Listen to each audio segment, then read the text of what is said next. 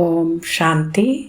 17/5/2024 சாக்கார முரளியின் சாரம். இனிமையான குழந்தைகளே, குடும்பத்தில் இருந்தாலும் எந்த பொருளின் மீதும் பற்று ஏற்படாத அளவிற்கு ட்ரஸ்டியாக ஆகுங்கள். எனது என்பது எதுவும் கிடையாது என்ற அளவிற்கு பிச்சைக்காரர்களாக ஆகுங்கள். கேள்வி: குழந்தைகளாகிய உங்களது முயற்சியின் லட்சியம் எது? குழந்தைகளாகிய உங்களது முயற்சியினுடைய லட்சியம் எது?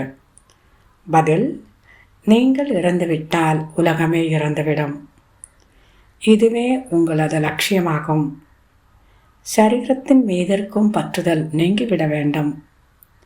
எதுவும் நினைவிற்கு வராத அளவிற்கு பிச்சைக்காரர்களாக ஆகிவிடுங்கள். ஆத்மா அசரீரியாகிவிட வேண்டும். நான் திரும்பி வீட்டிற்கு செல்ல வேண்டும், அவ்வளவுதான். இவ்வாறு முயற்சி செய்யக்கூடியவர்களே பிச்சைக்கார நிலையிலிருந்து இளவரசர்களாக ஆகின்றனர். குழந்தைகளாகிய நீங்கள்தான் ஏழையிலிருந்து செல்வந்தனாகவும் செல்வந்தரிலிருந்து ஏழைகளாகவும் ஆகின்றீர்கள். நீங்கள் செல்வந்தர்களாக இருக்கும் பொழுது ஒரு ஏழையும் இருக்க மாட்டார். ஓம் சாந்தி. ஒவ்வொரு குழந்தையும் தந்தைக்கு பிடித்தமானவர்களாக இருக்கின்றனர். மற்றவர்களுக்கு வெளியில் அன்பு காண்பிப்பார். ஆனால் இவர் எனது குழந்தை இல்லை என்பது புத்தியில் இருக்கும். நான் குழந்தைகளிடத்தில்தான் பேசுகின்றேன். ஏனெனில் குழந்தைகளுக்குத்தான் படிப்பிக்க வேண்டும். மற்றபடி வெளியில் இருப்பவர்களுக்கு படிப்பிப்பது உங்களுடைய கடமையாகும். சிலர் உடனேயே புரிந்து கொண்டு வருகின்றனர். சிலர் சிறிது புரிந்து கொண்டு சென்று விடுகின்றனர். பிறகு இங்கு அதிகம் விருத்தியாகி கொண்டிருப்பதை பார்க்கின்ற பொழுது மீண்டும் வருவார்கள். கோலாகலமாக மியூசியத்தை திறங்கள். அருண்காட்சியகத்தை திறந்து வையுங்கள். அந்த கோலாகலம் மனிதர்களை கவர்ந்திருக்கும். பலர் வருகின்ற பொழுது நாம் தந்தையின் ஸ்ரீமத் படி நடந்து இவ்வாறு ஆகிக் கொண்டிருக்கின்றோம். நாம் பிச்சைக்கார நிலையிலிருந்து இளவரசர்களாக ஆவோம் என்பதை நீங்கள் கூறுவீர்கள். குழந்தைகளே, பேட்ஜ் கண்டிப்பாக கூடவே வைத்துக் கொள்ள வேண்டும். அரசர் கட்டிடத்தை வாங்கிக் கொள்கின்றார் எனில் அந்த முதலாளி 1000ஐ 4000 மாற்றிவிடுகின்றார். ஏனெனில் இவர் செல்வந்தர் என்பதை அறிந்திருக்கின்றனர்.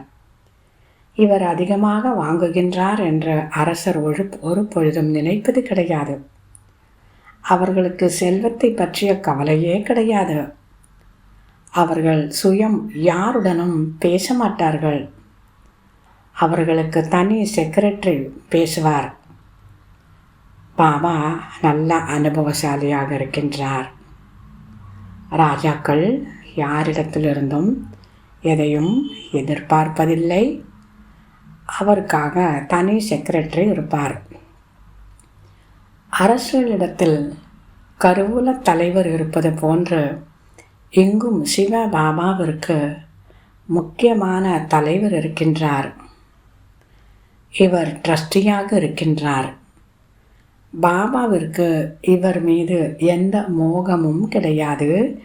இவர் தனது செல்வத்தின் மீதும் பற்றுதல் வைக்கவில்லை. இந்த பிரம்ம பாபா அனைத்தையும் சிவ பாபாவிற்கு கொடுத்து விட்டார். பிறகு சிவ பாபாவின் செல்வத்தின் மீது எப்படி பற்று வைக்க முடியும்?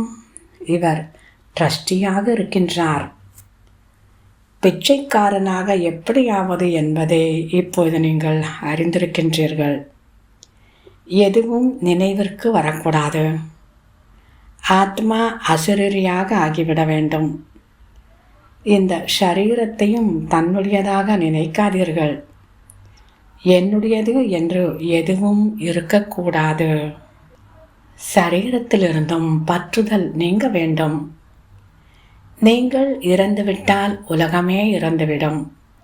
இது லட்சியமாகும்.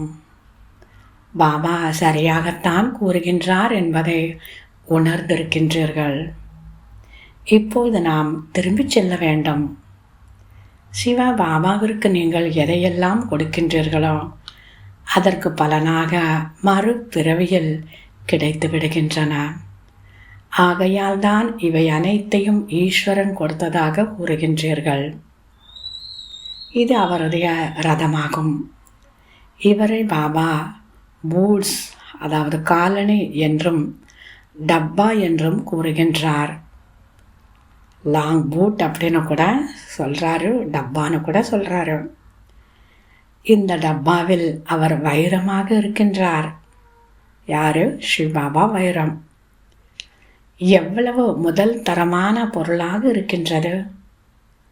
தங்க யுகம் என்ற டப்பாவை உருவாக்குகின்றார். பாபா கூறுகின்றார், வண்ணனின் வீட்டிலிருந்து அழுக்கு போய்விட்டது. வண்ணானனுடைய வீட்டிலிருந்து அழுக்கு போய்விட்டது. இதனை சூ மந்திரம் என்று கூறுகின்றோம்.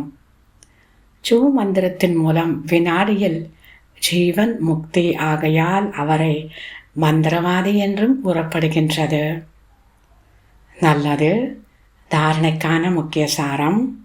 முதலாவது, அத்தீந்திரிய சுகத்தின் அனுபவம் செய்வதற்காக இது புருஷோத்தம சங்கமிகம். இப்போதுதான் பகவான் படிப்பிக்கின்றார். அவர் மூலம் நாம் ராஜாவிற்கெல்லாம் ராஜாவாக ஆவோம் என்ற நினைவிருக்க வேண்டும். இப்போதுதான் நமக்கு நாடகத்தின் முதல் இடை கடையினுடைய ஞானம் கிடைக்கின்றது. இரண்டாவது, இப்பொழுது வீட்டிற்கு திரும்பி செல்ல வேண்டும். ஆகவே இந்த சரீரத்தில் இருந்தும் முழு பிச்சைக்காரனாக ஆக வேண்டும். இதனை மறந்து தன்னை அசரீரி ஆத்மா என்று நினைக்க வேண்டும். வரதானம்: சதா திருப்தியாக இருந்து தனது திருஷ்டி விருத்தி செயல் மூலம் திருப்தியின் அனுபவம் செய்ய வைக்கக்கூடிய திருப்தி மணி ஆகுக. சதா திருப்தியாக இருந்து தனது திருஷ்டி விருத்தி செயல் மூலம் திருப்தியின் அனுபவம் செய்விக்கக்கூடிய திருப்தி மணி ஆகுக. விளக்கம்: பிராமண குலத்தில் விசேஷ ஆத்மாக்கள் என்றால் தனது திருப்தி என்ற விசேஷ தன்மையின் மூலம் தானும் திருப்தியாக இருந்து மற்றவர்களையும் தனது திருஷ்டி விருத்தி மற்றும் செயல் மூலம் திருப்தியின் அனுபவத்தை ஏற்படுத்துபவர் ஆவார். அவர்களே திருப்தி மணிகர் ஆவார்கள். அவர்கள் சதா சங்கல்பம், வார்த்தை, குழுவின் சம்பந்தம், தொடர்பு மற்றும் செயல் பாப் தாதாவின் தன் மீது திருப்தி என்ற தங்க மலர்களின் மழை பொழிவதை அனுபவம் செய்வார்கள். பாருங்கள், அப்படிப்பட்ட குழந்தைகள் சதா சங்கல்பம், வார்த்தை, குழுவில் சம்பந்தம், தொடர்பு மற்றும் செயலில் பாப் தாதாவின், அதாவது தன் மீது திருப்தி என்ற தங்க மலர்களின் மழை பொழிவதை அனுபவம் செய்வார்கள்.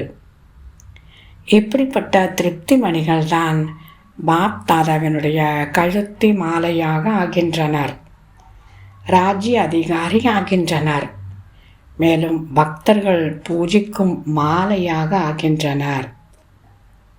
ஸ்லோகன்: எதிர்மறை மற்றும் வீணானவைகளை அழித்து கடின உழைப்பிலிருந்து விடுபட்டவர் ஆகுக.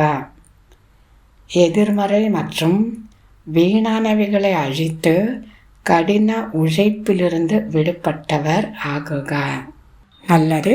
இனிமையிலும் இனிமையான 5000 வருடங்களாக காணாமற் போய் மீண்டும் கண்டெடுக்கப்பட்ட செல்ல குழந்தைகளுக்கு தாய் தந்தை பாப் தாதாவின் அன்பு நினைவுகள் மற்றும் காலை வணக்கம்.